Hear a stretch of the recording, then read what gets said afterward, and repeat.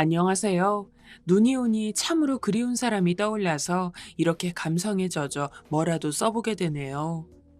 사실 해가 떠도 혹은 비가 와도 구름이 껴도 보고 싶은 분이지만 그분은 하얀 눈이 펑펑 내리는 날 저와 이별해서 그런지 이상하게 눈이 오면 그 마지막 순간이 생각나고는 합니다.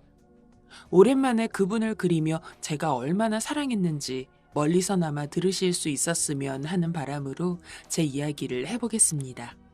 저는 벌써 결혼 10년 차가 된 주부입니다. 착한 남편과 더 착한 두 아들과 함께 살고 있죠.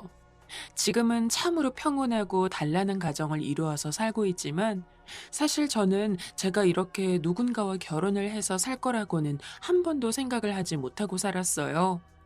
왜냐하면 저는 가정응응으로 고통받던 아이였거든요. 단 한 번도 엄마와 아빠의 사랑을 경험해 본 적이 없는 어딘가 결핍된 아이였죠. 만일 부모님이 그냥 저를 방치하는 정도였다면 더 나았을까도 가끔 생각해 보곤 하는데, 이러나 저러나 제가 남들 다 가지고 있는 평범한 엄마 아빠는 꿈도 꿀 수 없을 거라는 것만 확실시하게 만드는 상상으로 그쳤습니다. 그만큼 제 인생에서 희망이라곤 찾아볼 수가 없었어요. 제 인생의 가장 첫 기억은 4살 무렵이었어요. 저는 당시 바깥에서 주워온 크레파스로 집에 돌아다니는 종이에 무언가를 그리고 있었어요. 아마 그린다기보다는 선을 긋는다는 표현이 옳겠지만, 당시에 저는 그것을 그리는 거라고 생각하고 있었겠죠. 뭣도 모르는 나이였는데도 불구하고 그때부터 어렴풋이 집에 아무도 없는 것이 행복하다는 걸 깨닫고 있었던 것 같습니다. 아무튼 그렇게 그림을 그리는데 문이 덜컥 열리면서 아빠가 들어왔죠. 제가 뭘 하기도 전에 아빠는 제게로 와서는 팔을 엄청 아프게 휘어잡더니 "뭘 잘했다고 낙서를 해?" 라며 절 내팽개치고는 종이와 크레파스를 뺏었습니다. 온전한 기억이 아닌 만큼 무언가 빠진 것이 있을 수도 있지만, 중요한 건 제가 혼날 이유도, 그렇게 강하게 밀쳐질 이유가 없는데도 불구하고 그런 취급을 받았다는 거였죠. 그렇다고 엄마라고 해서 저를 살뜰히 대해주시지는 않았습니다. 보통 가정 당하는 집을 보면 일반적으로 아빠가 휘두르고 엄마와 자식은 그 피해자인 경우가 많잖아요. 하지만 저희 집은 조금 달랐습니다. 아빠가 가정을 심하게 휘두르셔서 엄마와 제가 그 가정의 피해자인 것도 맞았지만, 엄마는 본인이 받은 가정을 저한테 푸는 성격을 가지고 있었거든요. 마치 먹이사슬과 같은 것이죠. 저는 먹이사슬 최하위에 위치해 있었고 엄마는 중간, 아빠는 꼭대기였습니다. 그렇게 위에서부터 아래로, 아래로 가정이 이어졌습니다. 아빠의 손찌검이 일어난 것은 별 상황이 아니었어요. 최대한 거슬리지 않기 위해 조용히 밥을 먹고 있었는데, 밥그릇에 숟가락이 한번 부딪힌 것만으로도 "버릇없이 누가 밥을 그렇게 시끄럽게 처먹어?" 라며 득달같이 소리를 지르고는 제 등과 머리를 때렸죠. 물론 그것뿐만이 아니었어요. 청소를 시켜서 최대한 거슬리는 곳 하나 없이 청소기를 밀고 걸레로 닦고 했는데도 불구하고 미처 발견하지 못한 먼지가 엄마 눈에 발견되는 순간, 그날은 밥도 못 먹고 반성문을 써야 했습니다. 심지어 글씨가 흐트러지거나 하면 처음부터 다시 썼어야 했죠. 어릴 때는 맞는 게 뭔지도 잘 몰랐던 것 같아요. 학교를 들어가기 전에는 또래 친구들도 없어서 비교할 대상이 없으니까 모든 엄마 아빠가 다 이런가 보다 하고 전부 내 잘못이겠거니 하며 군말 없이 날아오는 손찌검과 비난을 전부 감수했죠. 하지만 초등학교에 들어가서 생긴 단짝 친구들의 집에 처음 놀러 갔을 때 제가 경험해온 엄마와 아빠가 절대 보편적이지 않다는 걸 알았어요. 제가 집을 방문했던 친구들은 다 하나같이 따뜻한 부모님이 계시더라고요.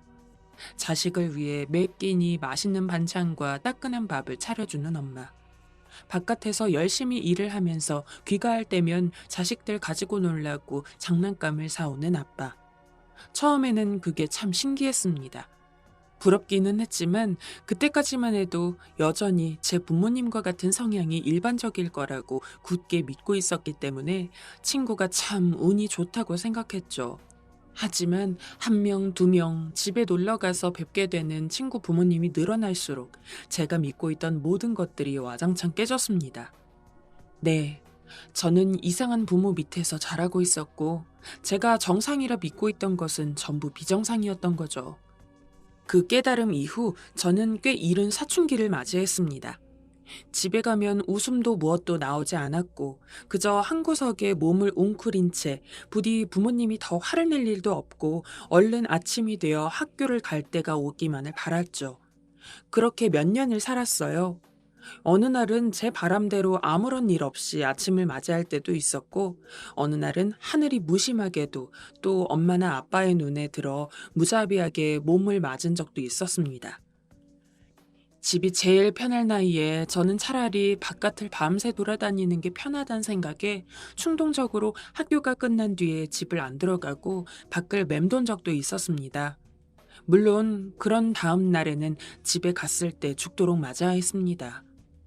그나마 불행 중 다행으로 부모님은 그리 오래 살지 못했어요. 제가 고등학교 2학년, 3학년 때 1년 차이를 두고 두 분이 다 돌아가셨죠. 장례조차 친척분들이 오셔서 손님도 안 받고 장례 같지 않은 장례를 치른 게 전부였습니다. 매일 그렇게 둘 다 이 세상에서 사라졌으면 좋겠다는 생각을 수없이 했지만 막상 돌아가시니 이상하게 눈물이 나더라고요. 엄마와 아빠를 사랑한 적은 한순간도 없었지만 은연중에 언젠가는 엄마와 아빠가 정신을 차려서 저와 셋이서 정상적인 가족을 만들 수 있을 거라는 환상을 품고 있었는데 이제 부모님이 두 분 다 안 계시니까 저는 이제 영영 제대로 된 가족을 만들 수 없을 거라는 현실에서 오는 눈물이었습니다.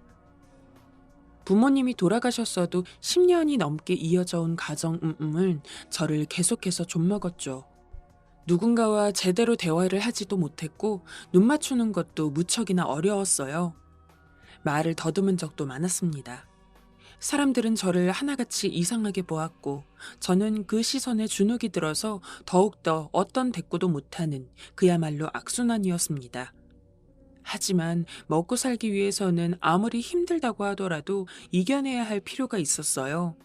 그렇기에 저는 어떻게든 악착같이 일자리를 구해서 돈을 벌었습니다. 그리고 거기서 지금의 남편을 만났죠.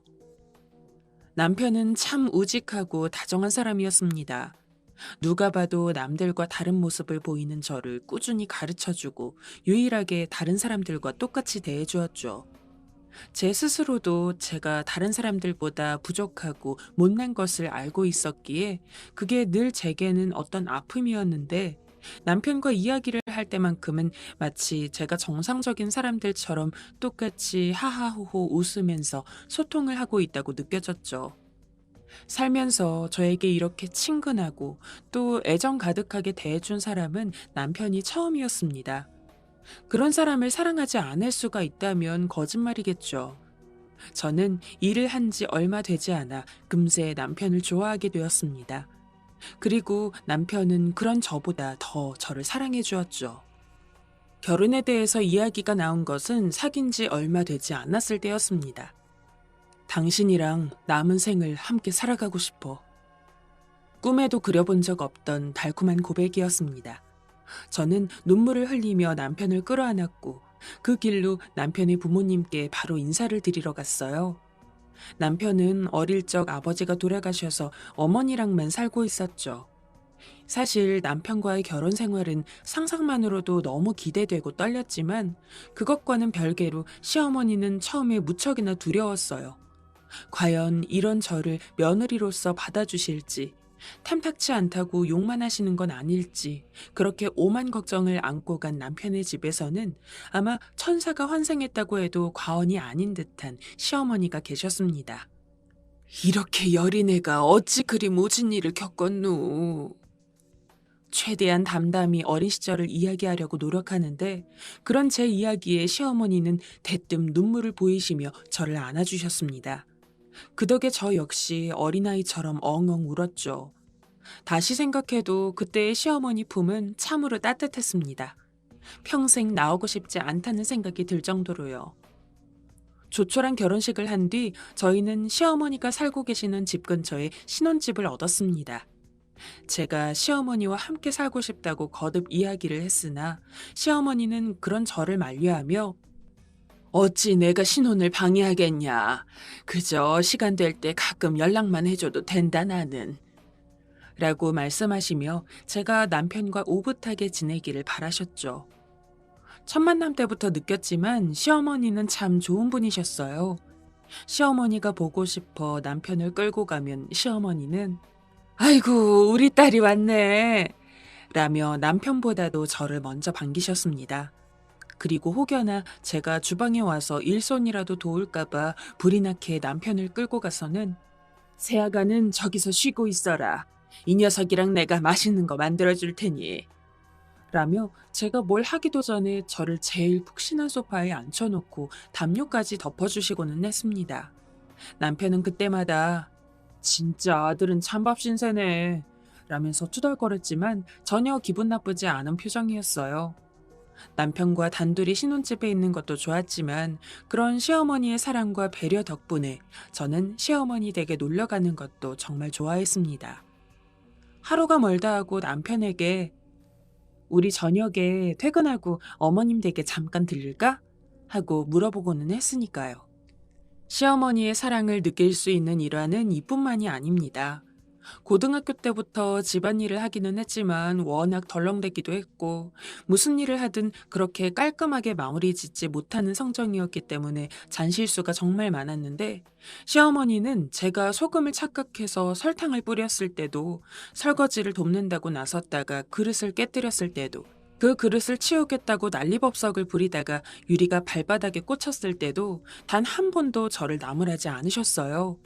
오히려 내가 새아가한테 너무 힘든 걸 시켜서 그런 거다. 미안해. 라며 도리어 사과를 하시기까지 했죠. 아마 시어머니가 보여준 그런 모습이 아니었다면 제가 요리학원까지 다니며 요리를 배우고 집안일에 온 심혈을 기울여 실수 하나 안 하려고 애쓸 일은 없었을 거예요. 요리학원에서 배운 요리를 남편도 아닌 시어머니한테 처음으로 해드렸던 그날이 기억이 납니다. 너무 맛있네. 우리 딸이 어디서 이렇게 요리를 찰떡같이 배워왔어? 평소 이가 약한 시어머니를 위해서 최대한 육질이 질기지 않은 고기로 재운 갈비찜. 시어머니는 그날 이후부터 제가 한 갈비찜이 세상에서 제일 맛있다며 시누이들이 시댁에 올 때마다 자랑을 하시고는 했습니다. 시어머니가 천사 같으셔서 그런지 시누이들 역시 저에게는 천사나 다름없었어요. 시집살이는커녕 어디서 좋은 게 있으면 시어머니와 저부터 챙겨주시는 시누이들이었습니다. 그렇게 평생 꿈꿔본 적 없는 다정한 시댁 식구에 둘러싸여 있다 보면 이런 사람들을 만나려고 어릴 적 그렇게 고생을 했나 하는 생각이 들 정도였습니다. 밤에 잠을 자면 꿈에서도 시어머니나 시누이들이 나왔고 그런 꿈을 꾸고 난 아침에는 그 어느 때보다도 몸이 개운한 느낌이 들었어요. 시어머니와 지내면서 저는 최대한 제가 해드릴 수 있는 모든 것들을 시어머니에게 해드리고 싶어서 안달이 났던 것 같습니다. 어느 날은 시어머니가 매일 낡은 옷을 입고 다니는 것이 눈에 띄어 팔짱을 끼고 백화점까지 모시고 가서 제 비상금으로 조금 모아둔 돈을 탈탈 털어서 시어머니가 입고 다니기 좋은 외투의 스카프를 사드린 적이 있었습니다. 아이고, 네가 돈이 어디 있다고 이런 비싼 걸 사. 나는 됐다. 괜찮다면서 만류하는 시어머니를 붙잡고 받지 않으면 절대 나가지 않을 것처럼 굴자 시어머니는 어쩔 수 없다는 듯이 제가 사드린 외투와 스카프를 걸치셨죠.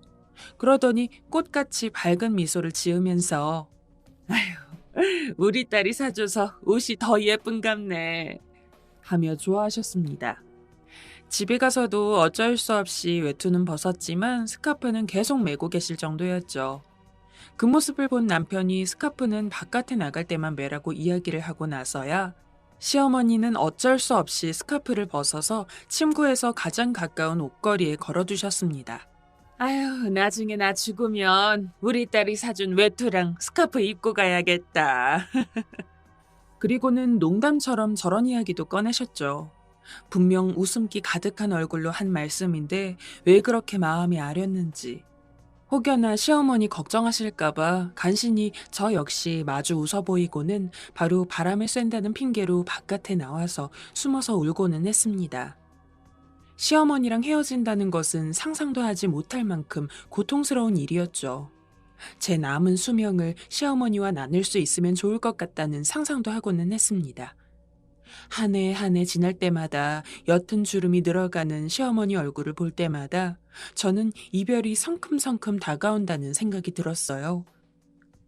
그러다가 제가 첫째와 둘째를 뱃속에 가지게 되었습니다. 언젠가부터 얼굴에 피곤기가 많았던 시어머니는 제가 임신했다는 소식을 듣자마자 아가가 아가를 낳는다면서 웃더니 그 이후로는 저 먹으라고 보약에 요리에 하루가 멀다 하고 바리바리 싸서는 저희 집으로 오시고는 했어요. 제가 괜찮다며 힘든데 오시지 말라고 해도 엄마가 딸을 안 챙기면 누가 챙겨주노? 라며 기어코 집에서 저 먹을 것들을 차려주시고는 했죠.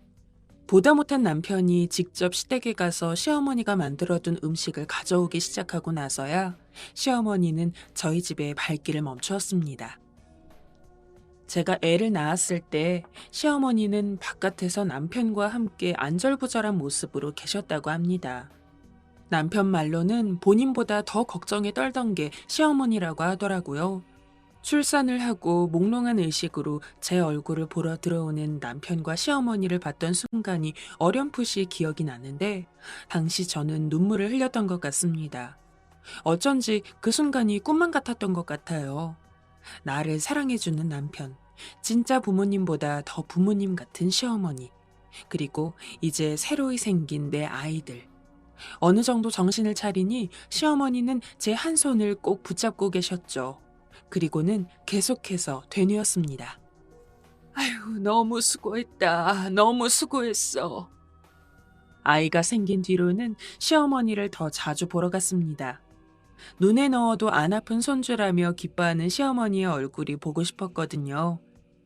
제가 남편과 함께 아들들을 데리고 가면 시어머니는 우리 애기들 왔구나 하며 미리 준비해둔 장난감 로봇이며 사탕, 초콜릿 같은 주전부리들을 잔뜩 꺼내두셨어요. 남편은 아이들 이 썩는다며 치워두고는 했지만 저랑 시어머니는 그런 남편 몰래 할머니가 주는 거야. 아빠 몰래 먹어야 한다. 하며 아이들 손에 단 것을 쥐어주는 작당을 하고는 했죠. 그리고는 남편 모르게 마주보고 웃기도 했습니다. 시어머니와 있던 순간은 제 아무리 보잘것없고 일상적인 것이라고 할지라도 제게는 너무나 소중했습니다. 함께 소파에 나란히 앉아 TV를 보는 것도, 밥숟가락을 들어 식사를 하는 것도, 햇볕이 좋으니 잠깐 나들이 좀 가자며 근처 공원에 가는 것도, 반찬을 만들어야 해서 바구니를 들고 시장에 장을 보러 가는 것도, 심지어는 잠든 시어머니 몸 위에 이불을 덮어주는 것까지도 말이죠. 장담하건대 시어머니는 제게는 친어머니와 같은 분이었습니다. 남편과 같이 세상에서 제일 사랑했던 시어머니. 지금은 떠올리면 아련한 그리움만 맺히는 제 시어머니. 지금도 시댁문을 열고 들어가면 우리 딸 왔어? 라며 반겨줄 것 같은 시어머니와 이별을 한 지 벌써 2년이 흘렀네요. 준비를 해도 모자랐을 이별이건을 시어머니와 헤어지는 순간은 제가 예기치도 못한 때 찾아왔습니다. 기침을 하시길래 날이 추워 감기에 걸리신 줄만 알고 땀이 뻘뻘 날 정도로 온도를 팔팔 떼고 삼시세끼 따뜻한 국을 끓여드리는 것밖에 할 줄 몰랐던 멍청한 며느리인 저는 어느 날 시어머니가 끓는 가래를 뱉었을 때 그 안에 피가 섞인 것을 보고 나서야 시어머니가 단순히 감기가 아닌 큰 병이 있을 수도 있겠다는 생각을 하게 되었습니다. 평소와는 다르게 떨어지지 않는 기침에 그저 유독 추운 날이니만큼 감기도 오래가나 보다 정도로만 생각했던 저는 시어머니가 급성 폐렴이라는 말에 하늘이 무너지는 듯한 충격을 받았습니다. 덜컥 겁이 났지만 딱 손쓰기 못하기 직전에 찾아왔다며 최대한 증상을 치료하는 방향으로 가자는 말에 마음을 다잡고 그 어느 때보다도 정성껏 시어머니를 돌보았어요. 하루가 다르게 야위어가는 얼굴에도 제 걱정을 하시면서 우리 딸 얼굴이 이렇게 수척해져서 어쩌누? 라고 말씀해 주시던 시어머니에게 저는 괜찮으니 어머니 걱정만 하세요. 라고 애써 웃는 척 말하고는 뒤돌아서 눈물을 훔치던 나날이 이어졌습니다. 그리고 그날은 유독 눈이 많이 왔습니다. 뉴스에서도 유례없는 폭설이라는 말에 아침 일찍 일어나 시어머니에게 우리 이따가 눈 좀 더 쌓이면 창문 열고 구경해요. 라고 말했고 시어머니는 그저 파리한 안색으로 고개를 끄덕였습니다. 그날따라 왜 그리도 시어머니 시선이 제게 오래 닿아 있었을까요? 지금 생각해보면 마지막 가기 전에 저를 잊지 않도록 눈에 담아두고 싶으셨나 봅니다. 눈을 구경하자는 말은 지키지 못한 채 시어머니는 몇 시간 뒤에 세상을 떠나셨어요. 건물이 무너져라 울면서 남편을 부둥켜 안고 하염없이 눈물만을 흘렸습니다. 어머니, 지금 가시면 안 돼요. 제발 눈 좀 떠보세요. 어머니, 사랑해요. 너무 감사해요. 다음 생에는 진짜 어머니 딸로 태어나서 더 효도할게요, 어머니. 정신을 못 차리는 저를 대신해서 남편이 시누이들에게 전화를 하고 시어머니의 장례를 준비했죠. 3일이 어떻게 흘렀는지 모르겠습니다. 그저 멍하니 있다가 눈 깜빡하니 시댁이었어요. 남편을 도와 시어머니 짐을 정리하려고 시어머니 방에 들어갔습니다. 눈물이 나올 뻔한 걸 간신히 꾹 참고 서랍장이며 여기저기 열어서 꺼내고 정리하는데 웬 낡은 노트가 하나 있더라고요. 가계부 같은 건가 싶어서 열어본 노트에는 일기가 그득그득했습니다. 오늘은 뭘 먹었는지 뭘 했는지부터 시작해서 저에 대한 이야기도 있었죠. 딸이 생겼다. 참 고운데 너무 안쓰럽게 자라서 내가 사랑해줘야지 싶다. 아들이 결혼하나는 잘한 것 같다. 오늘 딸이 손주를 데리고 놀러왔다. 한 놈은 아들을 닮았고 한 놈은 딸을 닮았는데 이상하게 딸을 닮은 손주가 더 정이 가네. 딸한테 그 이야기를 했더니 아주 훤히 웃는다. 앞으로도 그렇게 웃을 일만 있었으면. 저에 대한 시어머니의 사랑이 까만 글씨로 남아 있었습니다. 더 보다가는 정말 눈이 부르틀 때까지 울 것만 같아서 일기장을 소중히 가져온 뒤 정말 시어머니가 그리울 때만 한 장씩 보고는 합니다. 시어머니가 제 곁에 없다는 게 아직도 믿기지가 않아요. 특히 꿈에 나오는 시어머니를 보면 마치 살아계실 적처럼 저와 함께 밥을 먹기도 하고 장을 보러 가기도 해서 꿈에서 깨고 나면 허한 마음에 시어머니가 예전 쓰시던 번호로 전화를 걸 때도 있습니다. 하지만 이 그리움에 너무 잠식된다면 시어머니가 분명 절 안타까워 하시겠죠.